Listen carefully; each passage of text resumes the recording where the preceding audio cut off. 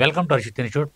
రెగ్యులర్గా మనం ఏ విధంగా అయితే ఇంపార్టెంట్ ఈవెంట్స్ అనేవి డిస్కస్ చేస్తున్నామో అదేవిధంగా ఈరోజు కూడా మనకి కరెంట్ ఈవెంట్స్ సంబంధించినటువంటి ముఖ్యమైన అంశాలు ఒక రెండు అంశాలని డిస్కస్ చేద్దాం.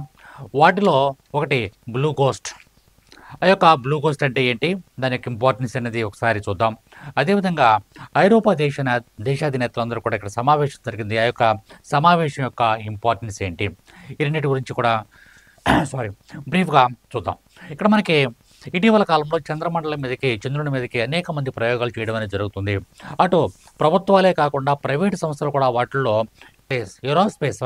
ఫైర్ ఫ్లై ఏరోస్పేస్ సంస్థ చెందినటువంటి బ్లూ కోస్ట్ అనేటువంటి ఒక వ్యోమనౌక ఈ యొక్క ఘనతను సాధించడం అనేది జరిగింది. చందమామపై అంటే ఇక్కడ మనకి మూన్ పైన కూలిపోకుండా, పక్కకు పడిపోకుండా సరైన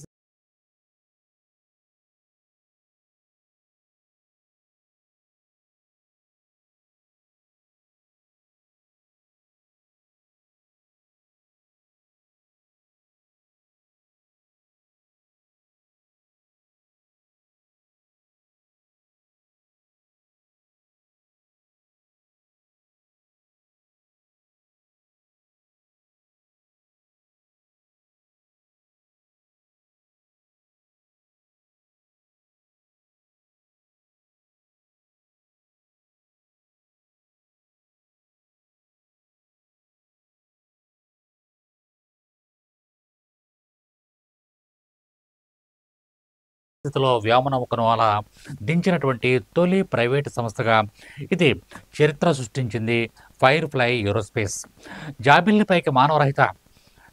జాబిల్లిపైకి మానవ సహిత యాత్రల పునఃప్రారంభానికి ముందు అక్కడ వ్యాపార అవకాశాలను అందిపుచ్చుకునే లక్ష్యంతో మరిన్ని ప్రైవేట్ ల్యాండర్లు అక్కడ దిగనున్నాయి. రాబోయే కాలంలో అనేక మంది ప్రైవేట్ వ్యక్తులు కూడా అక్కడికి వెళ్ళి వ్యాపారాలు చేయడానికి కానీ ఇంకోటి చేయడానికి చంద్రుని మీద అనేక మంది ప్రయోగాలు చేయడం జరుగుతుంది. ఇప్పుడు ప్రభుత్వాలే కాకుండా ప్రైవేట్ వ్యక్తులు కూడా చంద్రునిపై ల్యాండ్ అవ్వడానికి ఆసక్తి చూపించడం అనేది జరుగుతుంది. అక్కడ మనకి చందమామ కక్షలోకి ఆటో పైలట్ సాయంతో బ్లూ కోస్ట్ జాబిల్లి ఈశాన్య భాగంలోని ఒక పురాతన అగ్నిపర్వత ప్రాంతంలో కాలు మోపడం అనేది జరిగింది. ల్యాండింగ్ విజయవంతంగా జరిగినట్టు ఫైర్ ఫ్లై సంస్థకు చెందినటువంటి మిషన్ కంట్రోల్ కేంద్రం ధృవీకరించడం జరిగింది. పెద్ద శిలల వంటి అవరోధాలు తప్పించుకుంటూ సురక్షితమైనటువంటి ప్రదేశాల్లో అది దిగిందని పేర్కొన్నారు.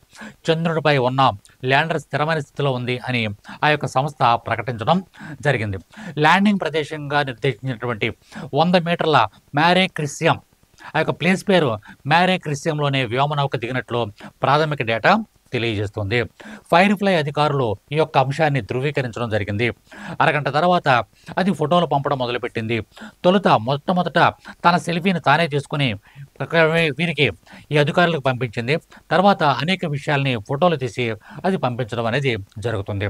టెక్సాస్కు చెందినటువంటి ఇంట్యూటివ్ మిషన్స్ అనే సంస్థ ప్రయోగించినటువంటి ల్యాండర్ కూడా ఈరోజు జాబిల్లిపై దిగడానికి సన్నాహాలు చేస్తున్నారు. ఈరోజు ఖచ్చితంగా అది చంద్రుని మీద దిగబోతుంది. దక్షిణ ధ్రువానికి 160 కిలోమీటర్ల దూరంలో దీన్ని దించేందుకు శాస్త్రవేత్తలు ప్రయోగాలు చేస్తున్నారు. దాని డేటా కూడా త్వరలో మనం మొదటి విషయంగా మనం చెప్పుకోవచ్చు. రెండో విషయం ఏంటనేది ఒకసారి డిస్కస్ చేద్దాం. ఓకే, ఇక రెండవ అంశంగా చూసుకున్నట్లయితే ఐరోపా దేశాధినేతల సదస్సు, దాని గురించి డిస్కస్ చేద్దాం. ఐరోపా భద్రత కోసం నడుం బిగిద్దామని తరానికోసారి తలెత్తే ఇలాంటి సందర్భం అంటే రష్యా ఉక్రెయిన్పై చేసేటటువంటి దాడి, ఇలాంటి సందర్భంపై గట్టిగా స్పందించాల్సినటువంటి అవసరం ఉందని బ్రిటన్ ప్రధాని కీర్ స్టార్మర్ ఇటీవల కాలంలో పిలుపునివ్వడం అనేది జరిగింది. ఉక్రెయిన్కు మంచి జరిగే ఒప్పందం ద్వారానే ప్రతి దేశం భద్రత ఆధారపడి ఉందని, ఇతరులకు అదే ముఖ్యమని స్పష్టం చేయడం జరిగింది. ఉక్రెయిన్ రష్యా యుద్ధం ముగింపుపై చర్చించేందుకు లండన్లో జరిగిన ఐరోపా దేశాధినేతల సమావేశంలో ఆయన మాట్లాడారు.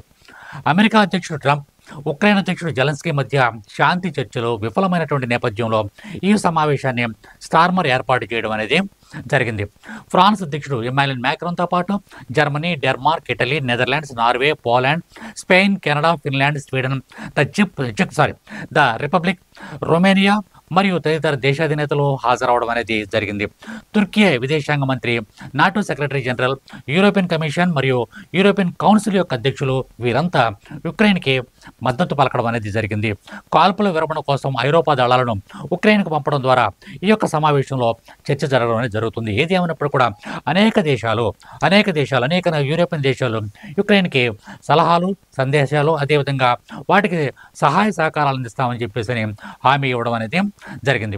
ఈ డేటా అంతా కూడా తప్పనిసరిగా నోట్స్ రూపంలో రాసుకోండి. మీకు ఏమైనా డౌట్లు ఉన్నట్లయితే కాంపిటేటివ్ ఫీల్డ్లో మీకు వచ్చినటువంటి ఏ ఒక్క డౌట్ అయినా సరే తప్పనిసరిగా మన